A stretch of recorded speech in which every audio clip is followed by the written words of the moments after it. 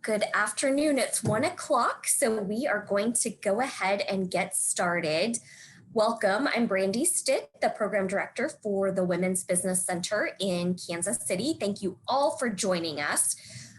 Today is part 4 of our social media series, and we will be focusing on Instagram and Twitter 201 for business. If you missed any of our previous sessions on Social Media 101, Facebook 201 or LinkedIn 201, we have posted recordings of those on our YouTube channel, which I will share in the chat box. We will also be repeating this series starting the first week of March on the first Wednesday of the month. And I will also share the Eventbrite page link if you would like to revisit some of those sessions that you missed or would like to participate in those once again. So I will be posting that in the chat. So today we are recording this session and we will be posting this recording on our YouTube channel. So you can come back to it or share it with others that you think might benefit from this session. We've had a great run of all of these sessions with Christina and Aviva, and I'm very excited to have everyone back again. So at this time, I'm going to hand it over to Aviva Ajmera with Solve KC and Christina Hager with Ovations Digital. So ladies, I'm going to let you take it over. Thanks, Brandy. Yep, go ahead and start.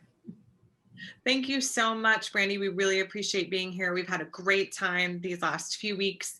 I'm Christina Hager. I just want to say for those of us joining throughout this series, I'm sorry I wasn't able to be with you last week. Thank you to Aviva and Brandy for masterfully taking over for me at the very last minute with an emergency. Thank you very much. Excited to be back.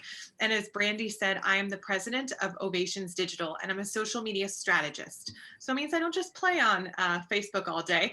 I actually use social media and help individuals, brands, and businesses use social media strategically to reach your business goals. And I have clients on the B2C and the B2B side both, as well as nonprofits and boards, e-commerce, retail, restaurants, fashion, beauty, wellness, and SaaS, technology, healthcare, consultants, construction, as well, again, as board members. And I teach, along with Aviva, about social media strategy and marketing techniques for business owners and organizations. I'm proud to write a column for Forbes and be part of the Forbes Communication Council. And I really love getting to talk to business owners, business leaders, and nonprofits about how to use social media strategically. And Aviva and I are both business owners. So for the business owners on today's call, we really understand all of the hats that you have to wear. And so our goal for this series is that we can give you some strategies, some information that you can really implement quickly, because we want you to see a great ROI on your efforts. Hi, everyone. I'm Aviva Ajmera, co-founder and CEO of Solve KC.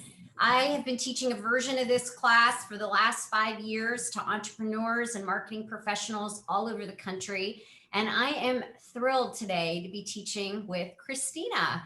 Christina is my personal social media guru. And those of you who've joined our classes before know how amazing she is.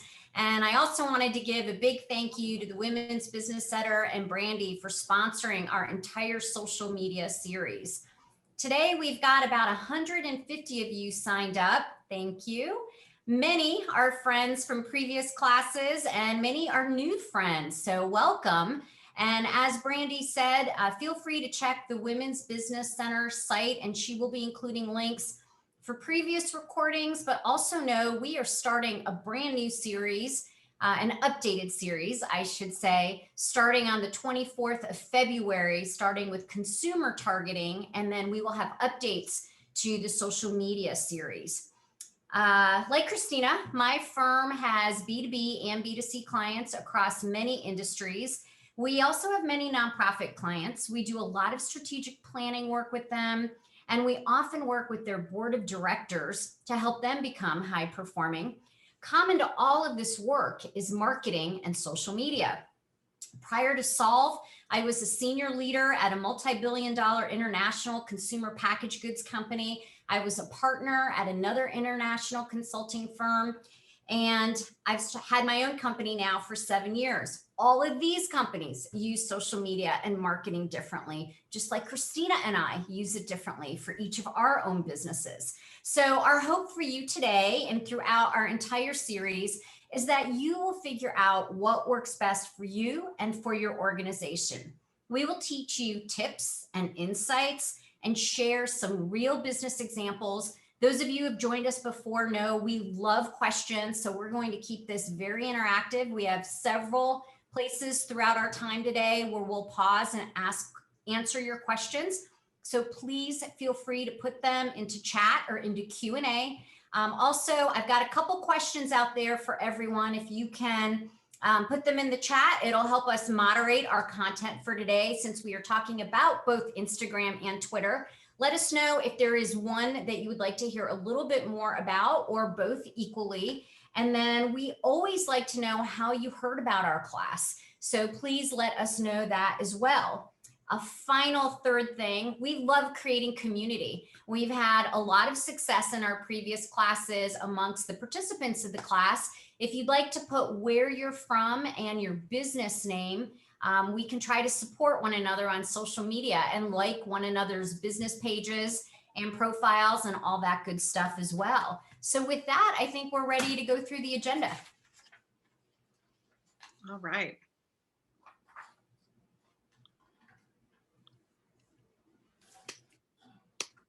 Okay, we have so much fun stuff for you all today. We'll start with a couple statistics, because we know that that's important to convincing you how important social media is for your business. It is work, so we want to make sure you feel like it's worth your effort.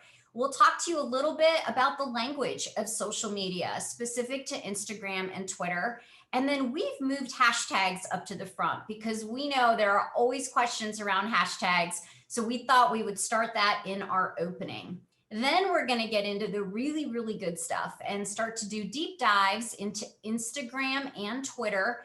And it seems like from your responses, we have a little more interest in more Instagram, but most of you are pretty balanced on you want to hear about both. So we will share some local success examples. We'll talk about stories and influencers.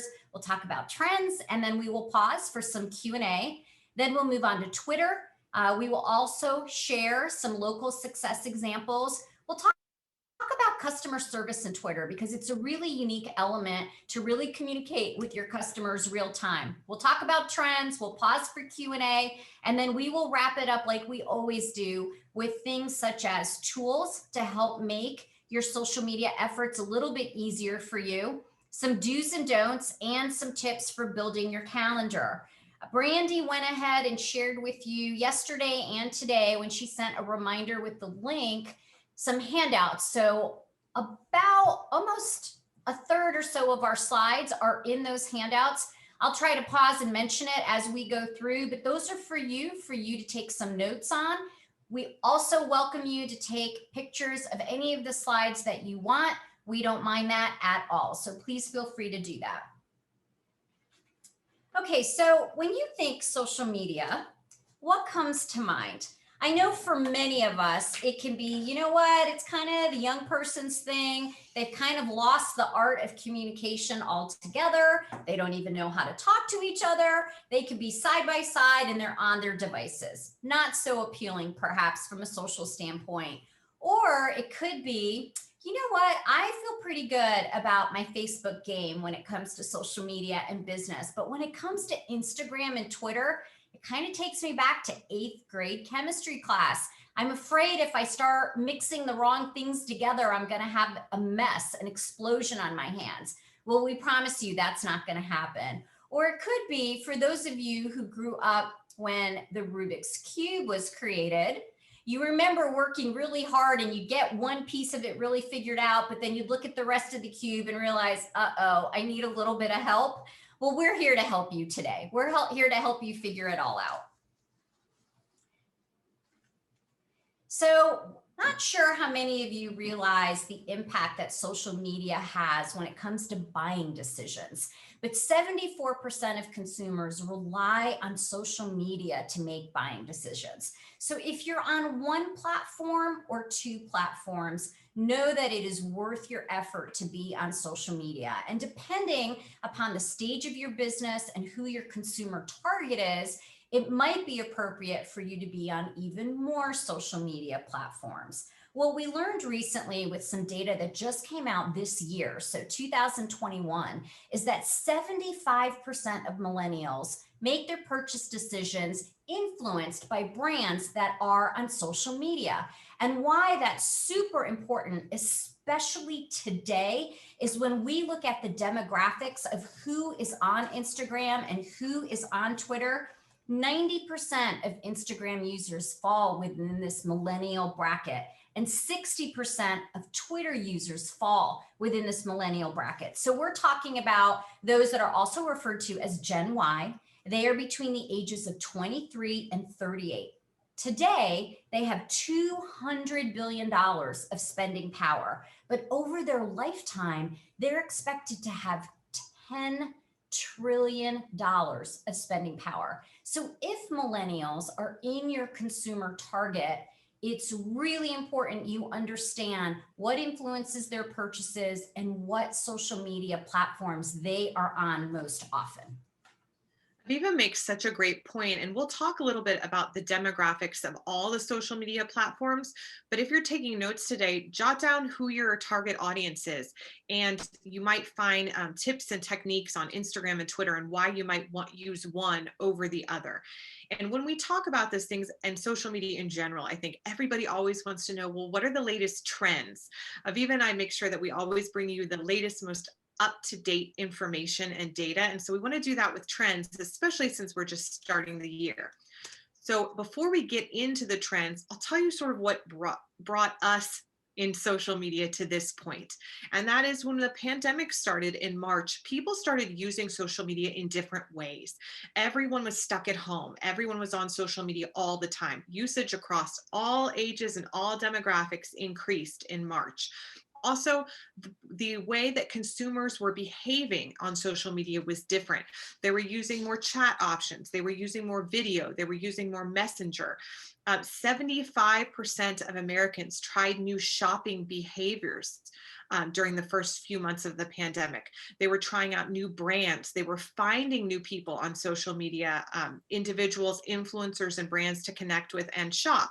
And many of the 75% said they would keep those habits, those changing habits. Also, Americans spent more than 90% more time using apps to create, to make videos, to have interesting things, which is why we saw this huge rise in TikTok. Now, we're not going to really talk about TikTok today, but why I mention it is because it has influenced the trends for all of the other social media platforms that we are going to talk about today, including Instagram and Twitter. So let's get into some of the trends. The first thing, which TikTok had a huge influence from would be short form video.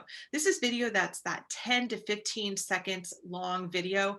This is huge on social media. And as a business or an organization, this may be a type of video or a type of marketing materials that you've never really, delved into. This is the year that you need to.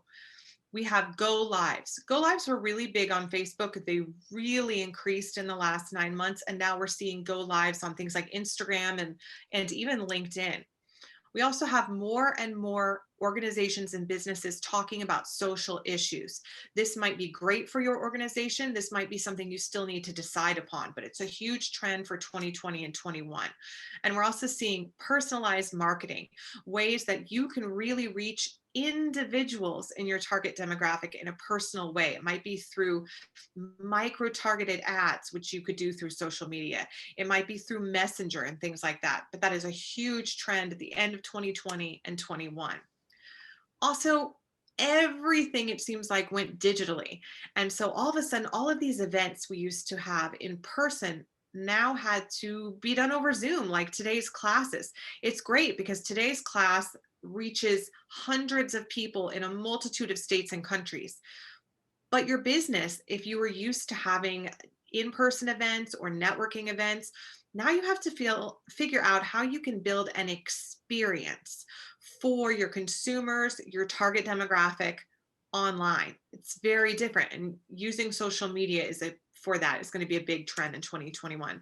And last, employee advocacy. We're seeing more and more organizations giving their employees and team members permission to talk about their business on social media and the effects of that and the implications. If you were at the LinkedIn class last week, Aviva shared a really powerful slide about the eyes on your content when you're able to do that as a business. They're just tremendous because you have this huge multiplier effect. That can also work across Instagram and Twitter. So just consider that some of these trends we'll talk about in more detail as we go along, but it's important for you to know what they are and understand if hopping on that trend is your business organization. Great. So this next slide is in your handouts, and we call it very affectionately the money slide.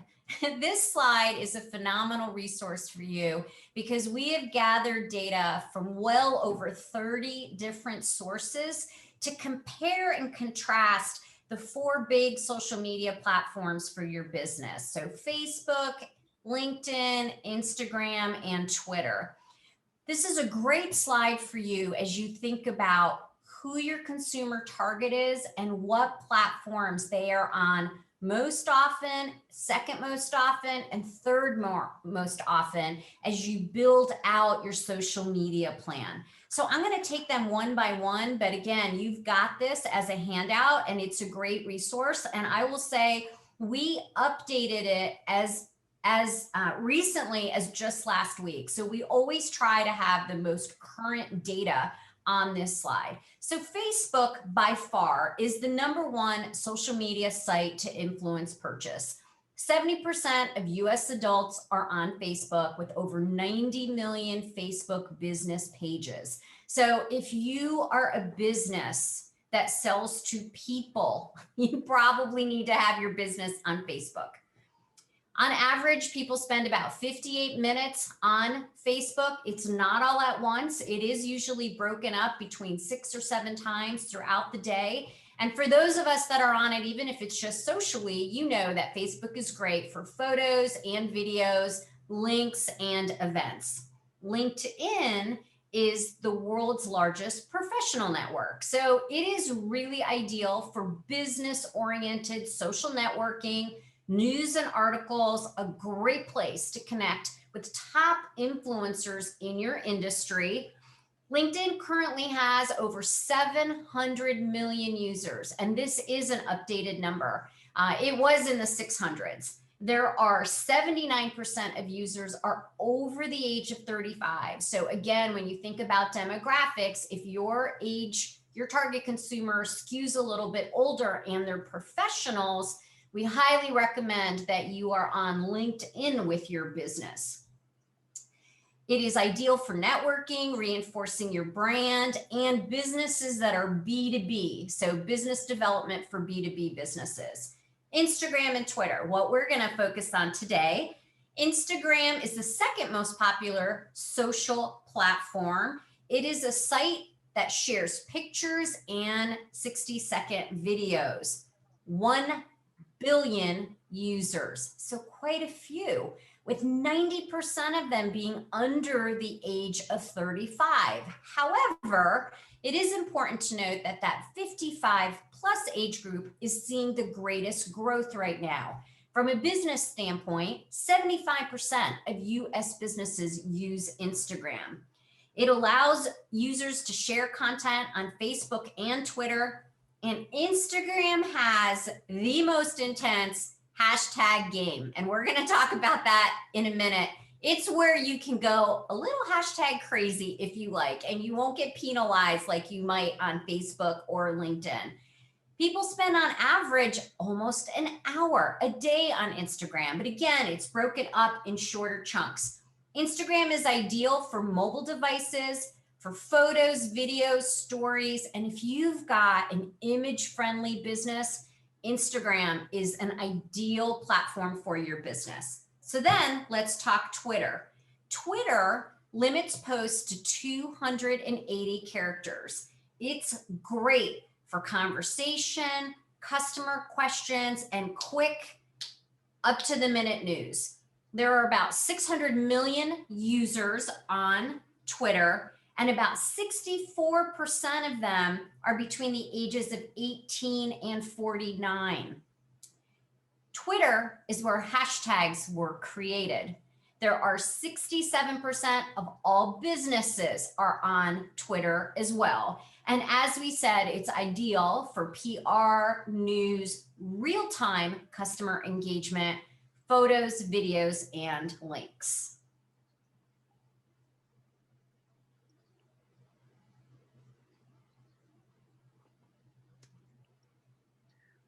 All right, Aviva is always awesome at giving us a good broad picture because it's important to think about where your particular business needs to be on social media. We always suggest don't try to be everywhere all at once. Pick 1, 2, maybe 3 channels that you're really good at. Stick to those before you add on more. Maybe you will and maybe you never will.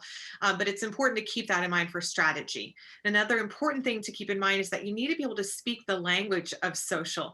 And so oftentimes we have these presentations and we're saying technical jargons and terms and people say, but I don't know what that actually means or what is that metric referring to? So we wanted to give you a little guide today so we could talk about how to talk about social media, frankly. So users, these are people who are actually in the platform or channel that are using it. Likes, for both Instagram and Twitter, there's no actually like button like there is on Facebook, it's a heart button. And feed, this is when you open up your Twitter or your Instagram and you have just this rolling list of content. I have a Twitter open to show you. And that looks the same on Instagram, Facebook, LinkedIn. And the way that that feed is organized is not chronologically. You might have noticed this. It used to be for both of these channels, but it is not now. Engagement, this refers to any time a person shares, likes, or comments on your post or on your story. They're engaging with it. And engagement is a great metric to measure because it lets you know that people like your content or they're interested in it or they want to engage with you. And after all, social media is social. Retweet, this is people who take a tweet that you've put out and reshare it onto their page. And then a handle. This is your unique name on either platform. I saw Aviva added mine. I'm at Christina M. Hager on Twitter and Instagram. And that's your unique name on the platform. No one else can have that name. And if you want to tag someone, a business or an individual, it doesn't matter, on either Instagram or on Twitter, if you begin with the @ symbol and then start typing in a handle, no spaces, you'll start to see someone and then it will bold it and then you can tag them. And tagging people is a really effective way to get someone's attention or for someone to reshare or retweet what you're saying. And then a DM is a direct message. You can think of this as a private message between 2 or more accounts. You might have a DM on Twitter with 3 or 4 people. And DMs are really helpful because if someone tags you publicly, your business on one of these platforms, maybe they have a customer service issue, you might want to say, let me direct message you about that. And so you can take that privately. And we will talk about hashtags, but hashtags are basically a way you can collect content over a particular topic. And so you might have a hashtag for a theme, an event, or day, but it's a collection of words that basically group all of that content together. And it's a really actually effective strategy for both Instagram and Twitter. And so as we get into hashtags more, we'll talk about upping your hashtag game.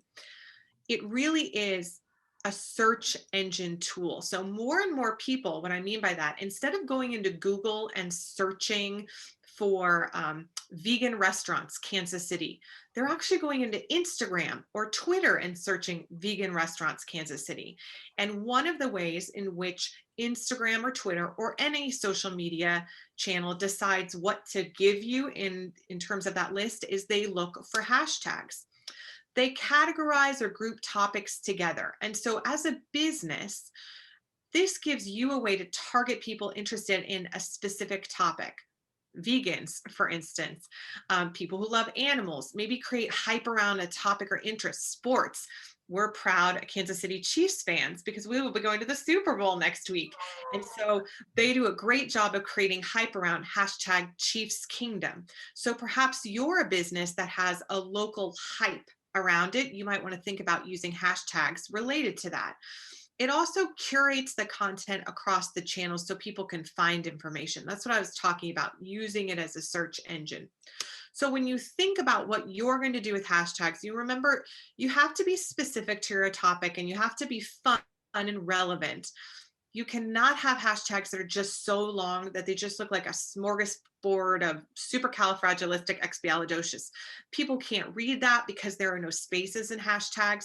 They become unhelpful and they can't be so clever that people won't be looking for those. So I always give, because today's a Wednesday, some fun hashtags are things like hashtag Wine Wednesday. So I hope you're all enjoying a glass of wine when we're done with this, of course. But you might have hashtag business leaders, hashtag SaaS, hashtag tech app, whatever is. You also should think about specific hashtags. I always suggest all organizations should have one or two branded hashtags. These are hashtags really specific to your unique business. So for Nike, it's hashtag just do it or hashtag Nike. So what are those for your organization? Obviously, the name of your organization or your business always comes top of mind. If you have a really long name, then you might want to truncate it or use initials. So just think about what you might use your hashtags to. And so here's how you use them. On Facebook, or LinkedIn, you're not using very many, 2 to 3 on Facebook, 3 to 5 on LinkedIn. Today, we're talking about Twitter. Really, the max you kind of want to use on Twitter is 2 to 3. You don't want to have a long post where every other word is a hashtag. Twitter actually sort of penalizes that type of post, and you start to see actually less effectiveness from having those hashtags. And on Instagram, as Aviva said, you can go hashtag crazy. You can use up to 30. Data tells us for the last few years that 11 is a really magic number for businesses to use. You might only be using 1 or 2 on Instagram. So our action item for hashtags is try to find more hashtags that relate to your business, relate to your topic and your target demographic, and try and see what happens if you use 10, 11 hashtags on Instagram. See what that does. I think that when you use them on every post, it's also important to note that hashtags can be crawled by Google and for search engine optimization. So if you're trying to break the ranks of Google and show up higher and higher and higher on Google searches, that's a good way to go about it. And our little fun fact for you and our little resource is WriteTag is a free resource. It's a website that helps you find the best hashtags for your business. So if you're looking for a free resource, that's a good one to start with. So I love this conversation about hashtags because I will admit, I mean, I've told all of y'all before, I'm a consultant. I'm not a social media guru like Christina. And I didn't realize until a handful of months ago that you could get penalized by using too many hashtags on Facebook and LinkedIn. So once I realized that, as I was learning from Christina, I went back into my old posts and I deleted hashtags. I'm like, okay, maybe this will help a little bit. But now I make sure I have the right range. So, I think all of you that are on Instagram, even if it's up for personal, that's the place where you can really have a ton of fun. But such great information from Christina on the ideal number on the other platforms. So let's dig a little bit into Instagram now. What's in the upper left-hand corner is what's on that money page. So I'm not going to repeat it for you. I just wanted it for you to have as context. This slide is also in your handouts. So 81% of users use Instagram to research products or services, and 83% discover new product and services. So if you're not yet on Instagram for your business, it's okay. Now's a great time to get on there. So important things to know that people don't realize is that engagement for Instagram is actually 58% higher than on Facebook and 120x times higher than on Twitter. So I've really gotten more into Instagram in the last maybe 6 months to a year, although I've had an account for a long, long time. And I actually personally, I find it to be the more calming place to check in on my social media. So I really enjoy knowing that from a business standpoint, it has such tremendous impact as well. Our next slide actually focuses, we're going to showcase a couple of different things. So I don't know how many of you realize, I just pulled this number a couple days ago, but there are 25 million brands on Instagram, and 60% of the world's top brands use Instagram. On average, the recommendation is that you post 2 to 3 times a week, and most individual users follow at least one brand. So they do follow brands. 81% use it to research products and services, as we mentioned. Okay, what Christina just added is brand new data. This literally came out last week. I've got the date on the bottom from BrandWatch, and these are the top 20 accounts worldwide with the most followers. And I've gone ahead and highlighted in blue the businesses. And the key thing here that I want you to realize is there are so many influencers with the biggest number of followers. And we're going to talk about influencers in a minute. But from a business standpoint, if you want to do one more build, thank you, Christina. I will say this data from Unmetric is a few years old. It's from 2017, and I actually wasn't able to get more current data, but you can browse through this and see who the biggest brands are worldwide. So Nike by far has been, it shows up on every single list, continues to be the brand with the highest number of followers. Okay, and then a little fun fact, I don't know if you are aware of the history of where Instagram came from, but it comes from instant camera and telegram. I love that. When you're on Jeopardy, you'll get that right, Aviva. I'll probably get everything else wrong though. All right, so let's talk about Instagram for business. Aviva teed us up and said how amazing Instagram can be for businesses because so many individuals are following businesses on Instagram. So how does your business need to be on Instagram? Well, first of all, you have to create a business account, but don't worry, it's free, but it gets you access to a whole lot of other things, just like if you were in our Facebook class, that an individual profile like the one I have at Christina M. Hager doesn't really get you access to. Now, what else do you need to do? Well, you only get one outbound link in your profile on Instagram. So you should link it to your website or wherever you want people to go and look for you.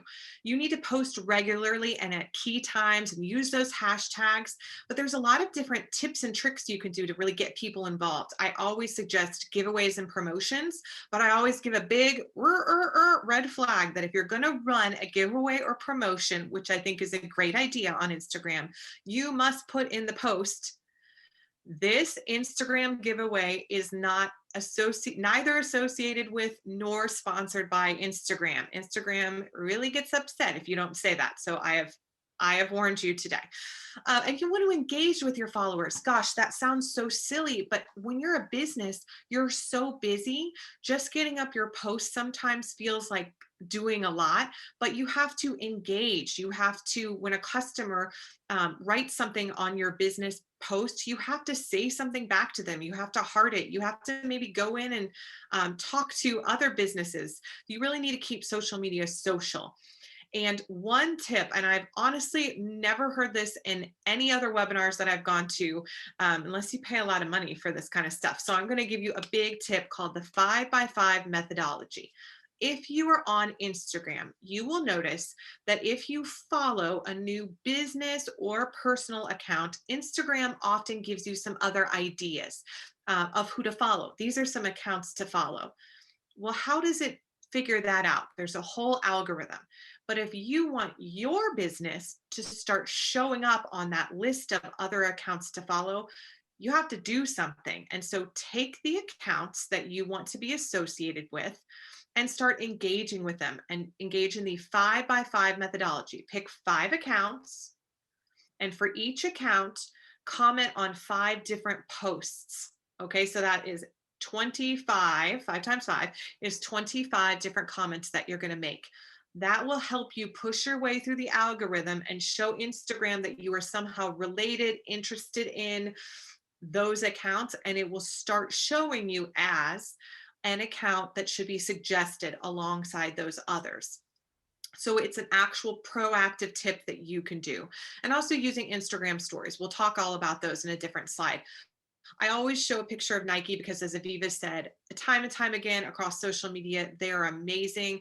The content that they're sharing is super, super cool. Oreo has been named the top Instagram page or profile to follow for entrepreneurs. They do an awesome job of their posts. They're really colorful. Most of their posts get like 50,000 likes. And also they're masters of that short form video content. Remember, that's a trend for this year. So go look and see what they're doing. And then we have FedEx, which is this really beautiful photo in the bottom left. And they use a lot of user generated content. When their drivers are out and about, or when people take pictures of their drivers doing something, and then people share them to Instagram, they repost them to Instagram and give people credit. And that's been really successful for them. So 3 business accounts that you can kind of look towards as good role models for your Instagram game. Okay, so I hope everybody heard what Christina said about 5 by 5. The first time I heard Christina teach that, someone asked her to repeat it, and I was so glad that they did, because it is such an incredible tip and insight. We had a question about small businesses and a question if small businesses really should like even try on Instagram. And my answer was absolutely yes. I know that the big accounts have millions and millions of followers, and that's not necessarily your goal. But there are ways in your local market, wherever you are in the world, to use Christina's 5 by 5 methodology and really be able to break through so people can see your posts. Now, I will offer to everybody, if you want in your chat, go ahead and put in, if you've got an existing business, which I know many of you do, because I know many of you on the class today for Instagram, go ahead and put your handle into the chat, and the rest of us will hopefully go ahead and follow you. So as Christina said, and we're going to talk about this at the end too, those of you who've been in our classes before know my big thing is being a good social media neighbor, and a key aspect to that, whether you call it engagement or whether you call it reciprocity, is if you want people to follow and engage in your posts, you have to do that for other people as well. Okay, you can't just be, kind of stealth about it with everybody else and then expect to have all this engagement on your own post. It just kind of doesn't work like that. Okay, so let's talk about some local success examples. I love being able to do this because it shows you it can be done. And I've got a range of examples to show with you. So we've talked before about how Instagram is the perfect platform for beautiful imagery. Christina's talked about user-generated content because we know it's more authentic and it does drive more engagement. A photo and location also will increase your percentage of engagement, and adding another handle, so tagging somebody else, tagging another page, will also get you more engagement. We talked about 11 as the magic number on Instagram, but even just 1 gets you almost 13% more engagement. And no big surprise, photos are going to generate more engagement than videos just because it's easier and faster. And put a face in that photo and you'll get 38% more likes. So I'm going to show you 2 examples. The first one is a local, she's a dear friend of mine. I used to work with her for a long time at Hallmark Cards. And when she turned 50, she decided she really wanted to follow her passion. For the last several years, she has her own business called Lauren Lane Culinarian. And what you'll see here is just an example of the stories that she puts out. The middle picture is a post, but she also had it as a reel. So talking about Valentine's Day, so she does food, she does recipes, she does cooking demonstrations, she does drink recipes, she does how do you pick the best lemon, the best lime, the best orange, on and on and on. But what's great about everything that Lauren does is it's never boring.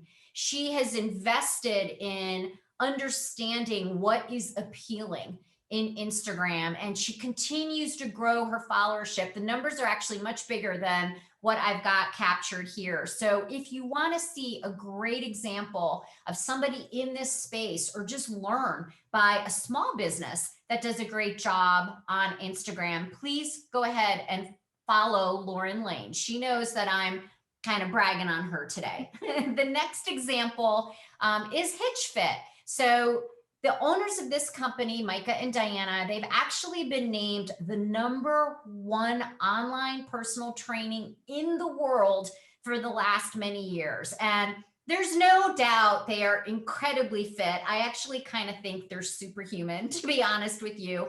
But they post a variety of things. I mean, yes, they post about the transformations that they do, and they post about promotions, but they also have a huge thread through everything they do, which is about positivity. It's about faith. It's about being your best version of yourself. And they actually do a phenomenal job, not just on Instagram, but they are also on Facebook, and they are also on LinkedIn. And on some of their accounts, they have maxed out the number of followers that they have. So they've got multiple accounts. But again, if you just want to see a great example of a small business, these are two businesses that are based here in Kansas City. You can be anywhere in the world and follow them, but if you're in Kansas City, you might even know them. So you can get a sense of the range and the techniques that they use to really be successful on Instagram. I always love this because Aviva gives us this like great food and wine and chocolate, and then we have the personal trainers playing sandwiched here. It's a good reminder about balance. You have to live life. I know, I love that. Good balance. So a lot of people want to know, well, how do I engage my followers? What do I do? Or they're not engaging with my posts. Try Instagram stories. So if you're new to stories, there are posts, videos, still images, and they disappear after 24 hours. So this was really Instagram's answer to Snapchat. When if you or your children or whomever used Snapchat, you knew that those disappeared within 24 hours. And there was a real casualness and organicness that people loved about that. And Instagram said, aha, we should do something with that. And they're a great way to increase your authentic engagement and connections with your followers because they're so accessible. You can ask questions, put stickers on them, and they're often seen as sort of no big deal. So it's the barrier of entry for one of your consumers or clients to engage with that is very low, and it's very fun. And they're viewed in a slideshow format. And so what I mean by that is if you open up your Instagram on your phone or on your desktop, Instagram best used on the phone for sure, you'll see that Instagram stories are here at the very, very, very top. So that's one reason to have them, because they go to the top of your feed and they just roll right into each other. So if I look at mine, I have foot traffic, another great Kansas City business that rolls right into my friend Megan's, that rolls right into Aviva's, actually, that rolls right into Prosh Marketing. And so it's like a commercial. And because of that, because you have Nike, whose stories just roll right into mine, people feel like when they're engaging with a brand, it's like engaging with a person almost. So they're a really, really great way to have authentic engagement.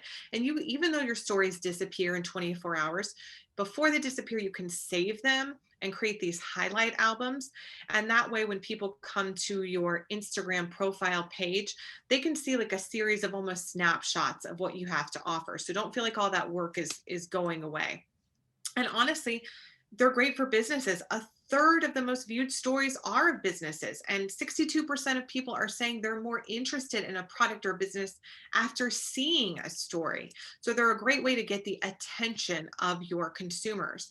And when you're using stories, you can play around with it. They do not need to have the same amazing branding as, you know, a brochure or even as a post that you're going to put on Instagram. They can be much more casual. You can put in effects, music, stickers, GIFs, polls, everything to really get engagement increasing with your target demographic. And so one of the things is when you post a story to Instagram, because Facebook owns Instagram, if you've set things up and you have both Facebook and Instagram business pages, you can go ahead and post that story directly from Instagram to Facebook. So you can kind of do some double duty. You can do that with your posts as well. So that might save you some time. And it really does help your business because Facebook recently launched Facebook Business Suite. It was actually something they did last year in response to COVID to make it easier for business owners. And you can seamlessly post to both at the same time, manage messages, both your Instagram and Facebook see your analytics. And why you might want to post something to Instagram and your business Facebook at the same time is Facebook prioritizes content that comes from Instagram because Facebook owns Instagram. So it prioritizes through the algorithm. Lastly, you can build Instagram ads in Facebook on the back end at that Facebook Ads Manager. Facebook has a new something that they're doing, which is called dynamic ads and dynamic ad placement. And all this simply means is you can check a box that tells Facebook Business Manager you want them to put your ads wherever the most people will see them. And if this is on Facebook, great. If it's on Instagram, great. If it's a little bit of both, great. They will decide where your ads are going to be best served and best seen by your target demographic. So it really gives your content two different chances to be seen. And again, Aviva and I are always about the bang for your buck and your ROI. And so this might be a great thing for your business to do. And again, you can share your stories both places. Aviva mentioned her list of top Instagram pages. Do you know 4 of those were those Kardashians? And so that brings me to the topic of Instagram influencers. And that's someone who has the power to affect purchasing decisions because of their position, authority, relationship. This sort of came about from those beauty bloggers, fashion bloggers, people that were seen as the movers and shakers in their space are now official Instagram influencers. And so again, look at those brunette beauties, those Kardashians and Jenners. They are influencers in the beauty, fashion, fitness spaces. And so we have influencers that are these mega influencers like the Kardashians, huge number of followers. We have influencers that are who are bloggers or podcasters or YouTubers, amazing YouTube influencers. Of course, there are celebrities and key opinion leaders. People like Bill Gates is an influencer. He's a very different influencer than the Kardashians, but his voice carries a lot of authority. Elon Musk as well.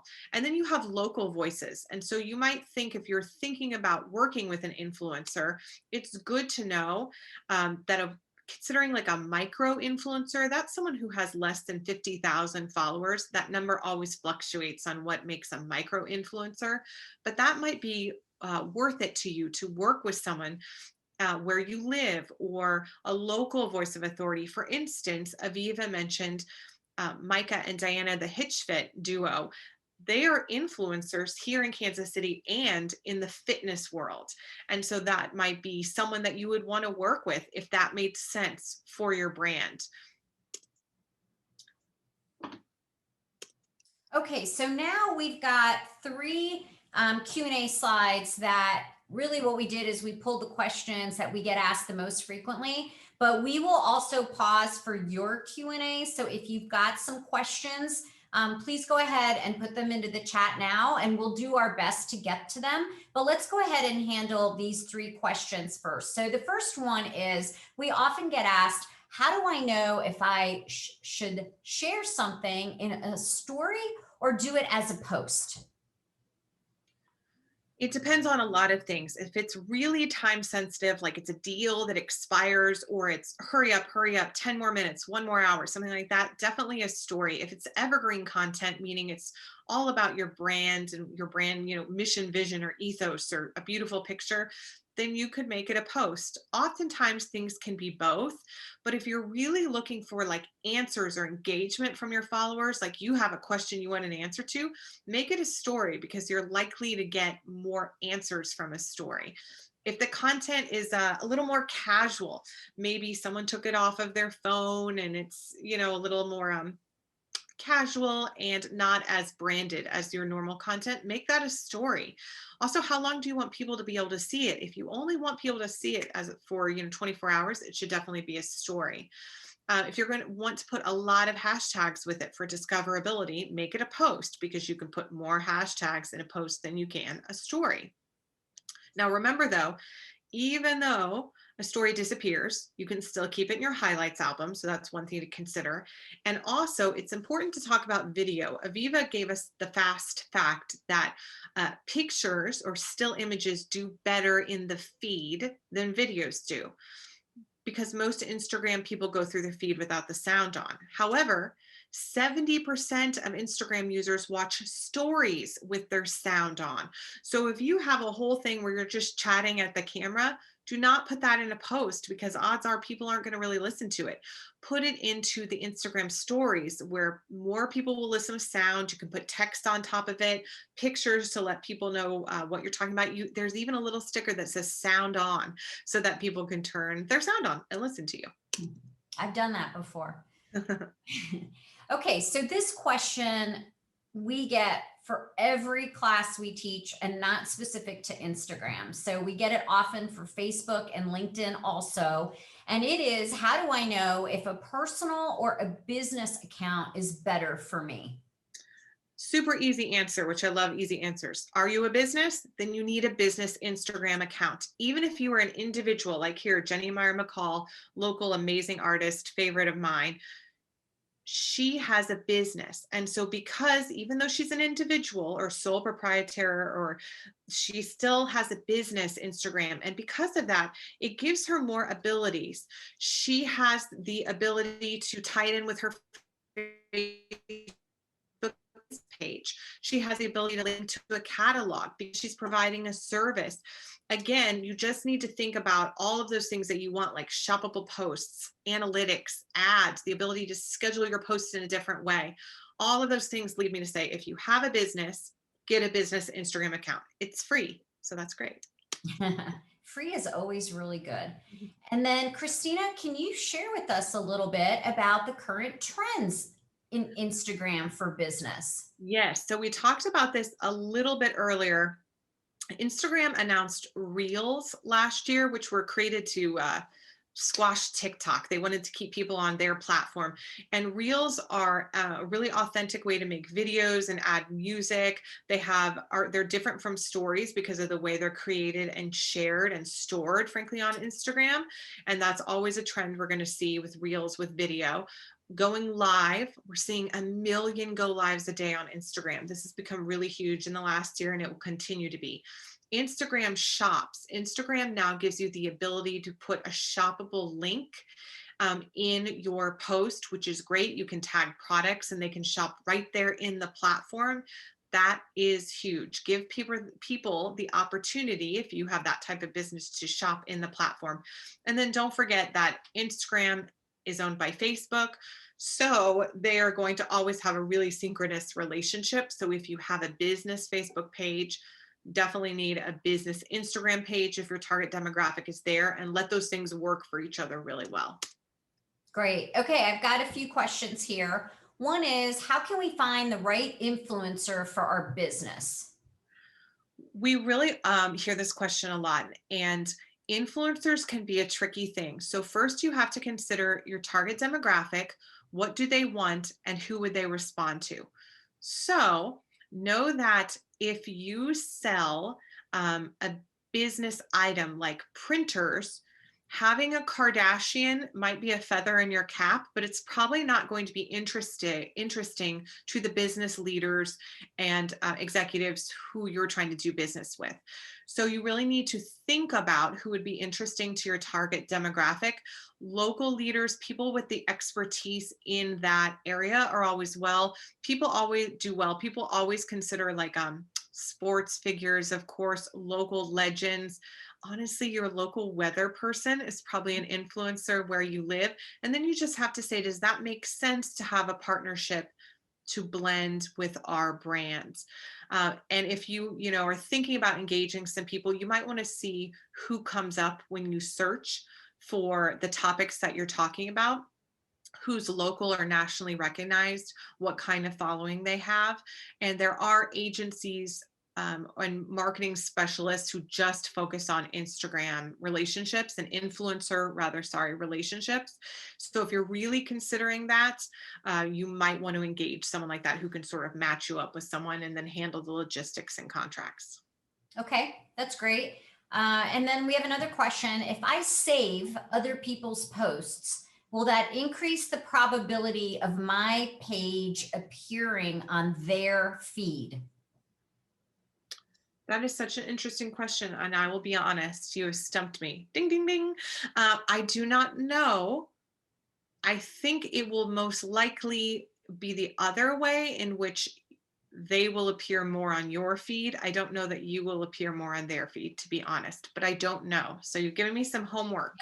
Thank you. So, we'll share a little insight with all of you all. A lot of times the questions that you ask us, you can Google those and you'll get, a much more detailed, even, links with other information, etc., around your post. A lot of times the information that we pull together for your classes, we've Googled it to get that information. So in case there's anything where we know a little bit, but you want to know a lot more, that's a great resource for you.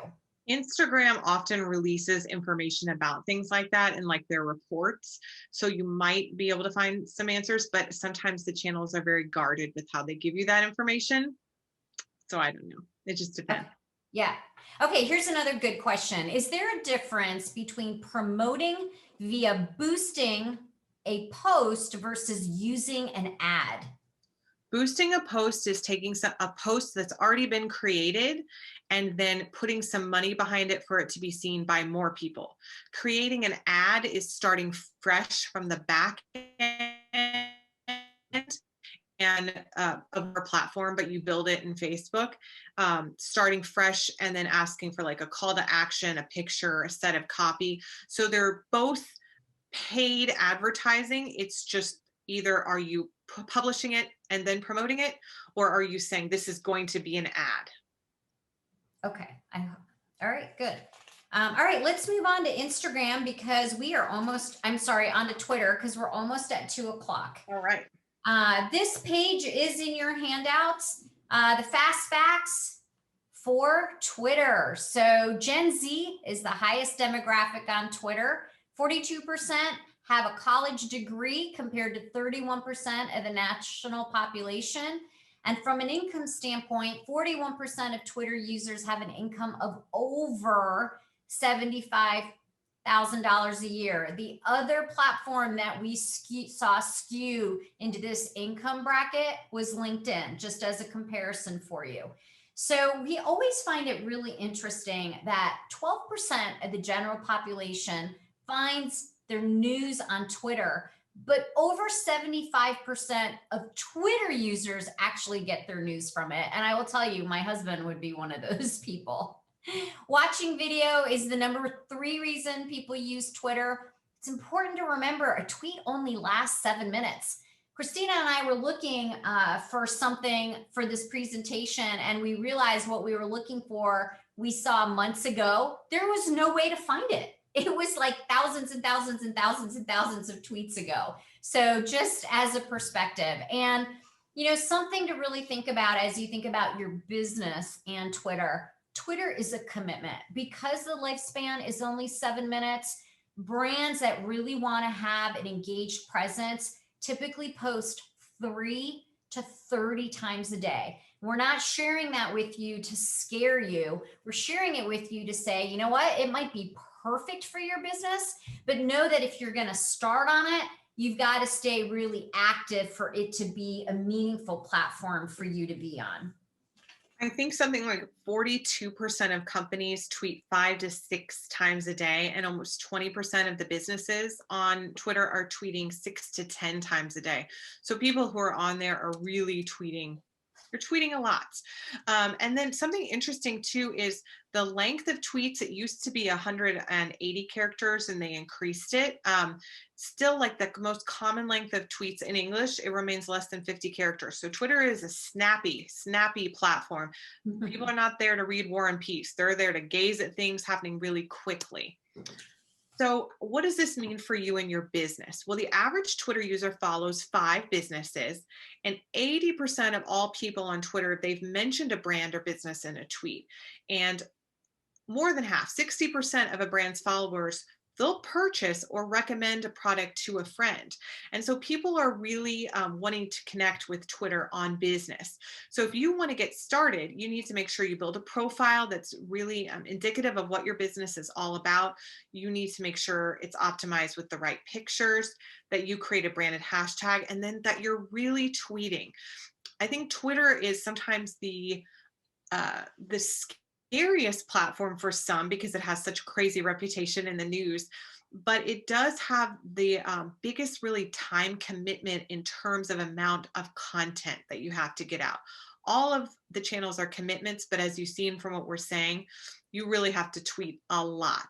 And if you're going to use Twitter, then you need to use it optimally for your business and effectively. So tweets with hashtags get 100% more engagement, and with images, they're favorited, or those little hearts, 89% more favorites with those for images.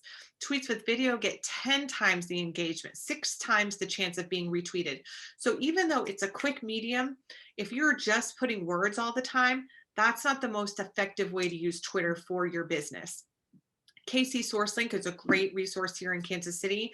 They have a nice profile. You'll see that it's optimized with some hashtags, letting you know what they're all about. They link to their website here. They have a nice amount of followers. And you'll see that this is a good post where they're driving people to their website, but they're not just putting their website. They're giving people some information. They're giving them something of value, always important on social media. And they have a great image that goes with that. And that's really essential for your tweets. A huge reason to use Twitter is customer service. And so I don't know how ever have had a problem, maybe with Southwest Airlines or someone like that. And the fastest way that you can get their attention is not calling. It's certainly not writing a letter anymore. It's tweeting them. And businesses have such a unique ability right now to use Twitter for customer service. And so when you respond to one of your customers' tweet, that customer, data tells us, is willing to spend 3 to 20% more on future purchases for you. They're 44% more likely to share that positive experience with others. They're 30% more likely to recommend the business. So if you're going to be on Twitter, know that inevitably people will use it for customer service. So you need to think, are you prepared to do that? Do you want to do that? So if you're going to use it for customer service, you have to be prompt. You can't just check your Twitter once a week. Customers, data tells us, expect results in 24 hours. You have to be professional, consistent. It's always nice to sign your tweets so people feel like it's a real person. We talked about DMs, those direct messaging. Ask customers to DM you the relevant information, and screenshots really helps keep conversations going, but out of the public eye. And Adobe Care does an awesome job at customer service. And this is a good example of, they said they were sorry that there was an issue. We're working on it. They gave them a resource. They signed it with initials. They were professional yet conversational. That's everything that you need to be if you're going to use Twitter for customer service. All right. Twitter might have been in the news recently. If you've picked up a newspaper or a phone or anything, you've seen that there's a lot going on Twitter in 2021. And really the impact of the last 9 months of COVID and the election has a big impact on what we're seeing as the Twitter trends. And it's important as business leaders and business organizations and business owners to understand these trends, to understand what's going on should you choose to use Twitter. The first thing is we mentioned social causes on social media is huge in 2021. It was huge in 2020. And so Nike had a huge campaign, You Can't Stop Our Voice, all about everyone having fair access to voting.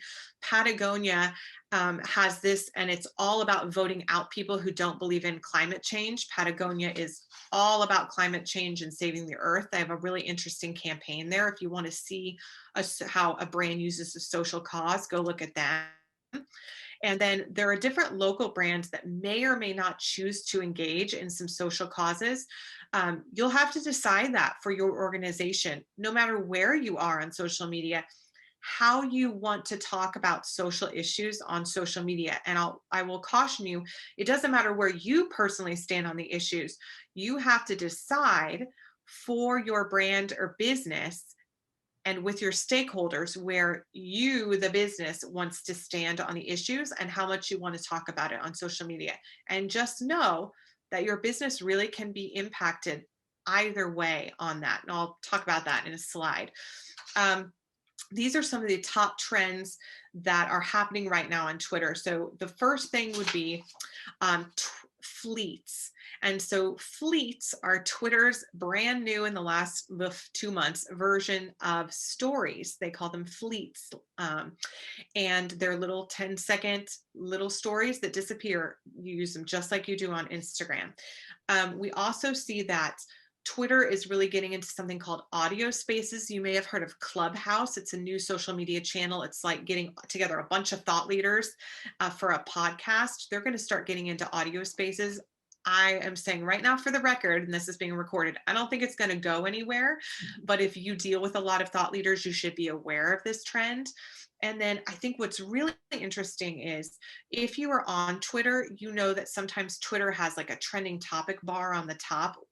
And during COVID, there were so many tweets about COVID that COVID got its own little bar on top of Twitter to talk about all of the trending topics with COVID. And so I think because of that, they're really thinking about how users can follow not just other users or businesses, but how they can follow topics. So you might be interested in sports, or you might be interested in modern art. And so knowing that, whatever your business deals with, you need to think about how you might engage in the topics spaces.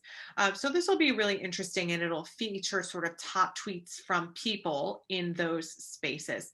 We'll see, what happens with that.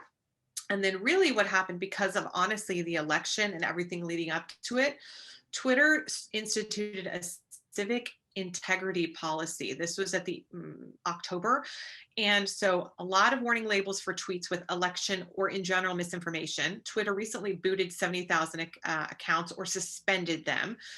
They will prompt you to see if something is misinformation. If you're spreading misinformation, they'll ask you to link to a credible source.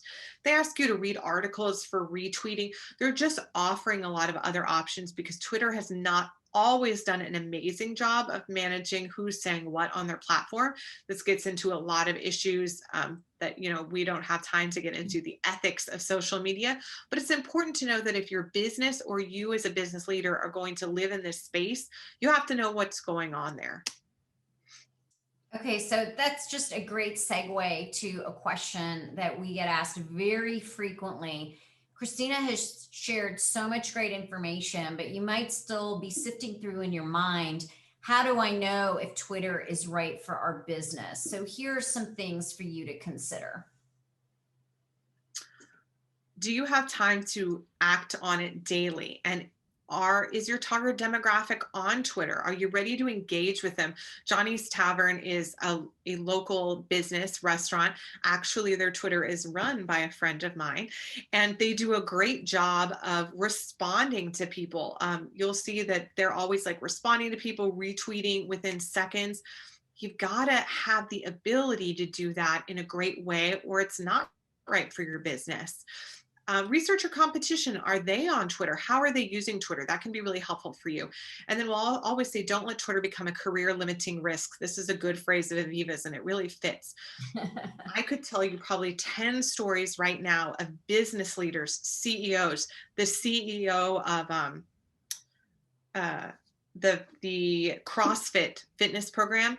he lost his job because of something, honestly, that he tweeted. Was it a wise thing to tweet? Probably not. So if you're a business leader and you're going to represent your organization on Twitter, or you're a CEO, or you're an influencer, or you're a thought leader, or you're a business, you really have to think about what you're tweeting, because a tweet lasts forever. Even if you delete it, someone could take a screenshot of it. And so you don't want Twitter to hurt your business. You want it to help your business. Great. Okay, so let's pause for a couple of questions here.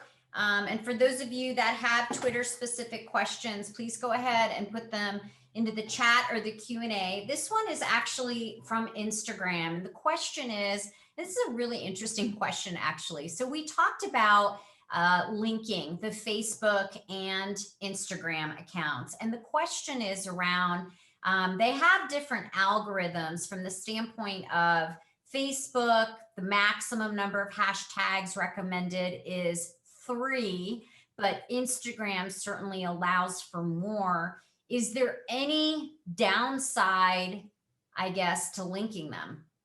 Okay, so no, there's no downside, but you have to be a little strategic and a little aware of how you're distributing your content. So for instance, if you know that every time you pick up your phone and you're going to hit the button that says post to Facebook at the same time, don't put in your 30 hashtags yet, because then your 30 hashtags will go to Facebook and Facebook will penalize you for that. Meaning Facebook doesn't like all that malarkey. It doesn't want all those hashtags on its thread. So it will show that piece of content to less people, which is the reverse of what we want, right? So how you have to be strategic is, when you first post it to Instagram, don't post it with any hashtags, or just use your 3, whatever you've decided. Know that when you click the little slider that says share to Facebook, whatever you put is going to go over there. So just make sure you have 0 to 3 hashtags. Then you can go back and in the comments of your own Instagram post, you can put in the rest of your hashtags, or you can go back and edit your post. So that's one way to do it. The second way is, later Aviva will tell you some tools, including scheduling tools for both Instagram and Facebook. So you can actually schedule out separate posts, even if it's basically the same picture and copy, for Instagram and Facebook. And that may be better for the time that you have, and a way that you can manage that in a better way. Okay, that's great. I go back in and I edit posts a little too often. It's usually because of typos, but it's good to know that you can do that from a hashtag standpoint as well. So thank you, Christina. The other question is, we've got a participant today who's from out of the US, and they want to know how to target US, I guess, potential customers on Twitter. Okay, that's interesting. So I think you have to look at what's like trending in the US. You might have to build like some lists or customer personas. Twitter naturally doesn't have anything that organically, without spending more money, that you can go in and like self-select or do that. However, you can run Twitter ads. And if you run Twitter ads, you can certainly select various countries, locations, things like that. So if it's super specific and you're willing to spend some money, then you can run Twitter ads. I'll let you know Twitter ads are way more expensive than Facebook or Instagram ads. Instagram ads are a little more expensive than Facebook ads. So just be aware of that. Okay, that's great, Christina. Thank you so much. Okay, so now we are moving on to tools.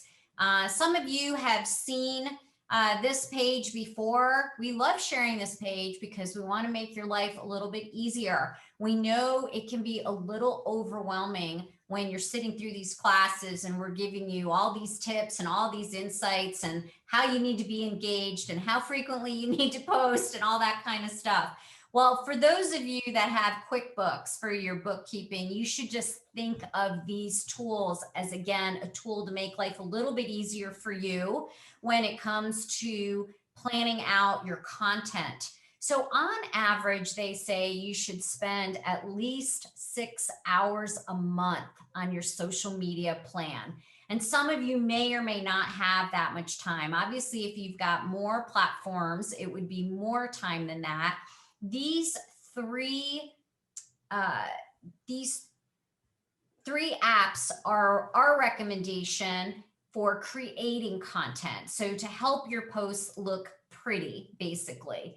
The next group of apps are to help you with scheduling. So Hootsuite, Social Pilot, and Buffer, very, very commonly used, very easy to use. I will also add a little bit of a plug as we go into the next two. So Meet Edgar and Sprout Social. They will also help you with scheduling, but they'll also help you with curating content. They're a little more sophisticated and therefore they're a little more expensive. For Sprout Social, for those of you that are on LinkedIn, I would recommend you start following them. They put out a tremendous amount of very timely, very current, very helpful content that's really easy to understand. And personally, I find them just really fun. Like today, they had a big thing on emojis. Like, what are the most helpful emojis to market your content? I mean, how fun is that?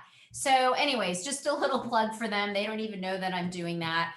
These are the apps that we recommend, again, just to make your life a little bit easier. And this page is in your handouts. The next page is just our recap of social media do's and don'ts. We tell you all the time, you have to have a social media strategy and it should link up with your business goals. You should always think about how every single post will impact your brand and make it fun. Find that right balance, just like we showed you some local examples between promotions, incentives, and other information. It's not just about selling. I mean, we realize that that's your end goal, but have your personality come through your posts. Tell your story and always remain professional. As soon as you start to not be professional, people are going to check out and stop engaging with you. We also say it's important to track your results. Know what those key performance indicators are that are important to your business and your strategy. Is it followers? Is it likes? Is it shares and comments? Is it clicks to your website? Whatever it is, track those so that you know if you're making a difference or not. And then the last one is kind of my mantra when it comes to social media do's and don'ts. And it's about reciprocity. So as I mentioned before, be a good social media friend, be a good social media neighbor. We're teaching you all of these tricks to increase your followers and increase your engagement. And ultimately, we hope increase your sales. Do the same for others. Engage with them on their profiles, like their posts, comment on their posts. Do what is appropriate within whatever platform you're on to engage with them. The next few slides are really all about building out your plan a little bit, and they are also in your handouts. So the very first thing is being consistent. So we talked about the days and the times in other platforms, but also for us that you want to do anything that you can't schedule ahead. Some things you just have to do real time. So put that time on your calendar and hold it. Establish that strategy, plan your calendar out 30 days at a time, but always plan to be flexible based on trending topics, especially for Twitter. Set aside time at the end of the month to work on your calendar, or, you know, the tools we recommended are a great option for scheduling. You can also hire somebody to help you do it. As you go through your month, gather photos and videos that you want to use for the future and just keep them all in one place. And then we've talked about apps that can just make your life a little bit easier. There's always something to post. I think the more that you follow folks, businesses that are really active and really successful on these platforms, the more ideas you will get that are relevant to your own business. It might be sneak peeks, it might be promotions, contests. We often see organizations spotlighting their employees, and that's a great way to get your employees engaged as well and have them support the posts that you're making. User-generated content, again and again and again, we see it gets tremendous response and engagement, and there's always holidays, always holidays. So the next few slides are really the tangible tools we like to give to you, so you can mark up and can start planning your own social media plan. So for the next few days, you've got a few days left in February, we would encourage you to either establish or update your profile, whatever the need might be, or begin your planning. So what are your themes going to be? What are you going to post? What days of the week? And then what are you going to measure?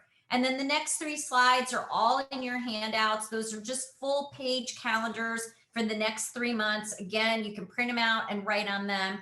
We did want to make sure and share, and Brandy did include in the chat, we are starting a whole new series at the end of February. We are going to start with consumer target marketing, because as we always say, you have to know who your consumer is. You have to know what platforms they are most active in and enjoy engaging in, and what kinds of content is relevant to them. It's a great class to take. Before then, you get our updated version of social media for business. We've got 4 dates. Our first one is our 101, where we hit the headlines of all 4 platforms.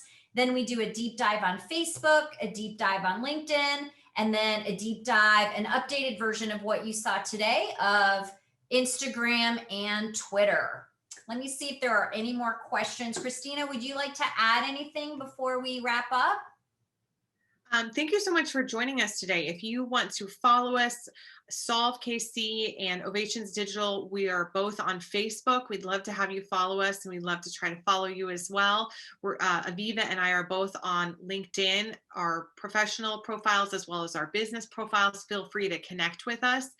And Aviva's on Instagram, and I'm on Instagram and Twitter, both as Christina M. Hager as well as at OvationsD.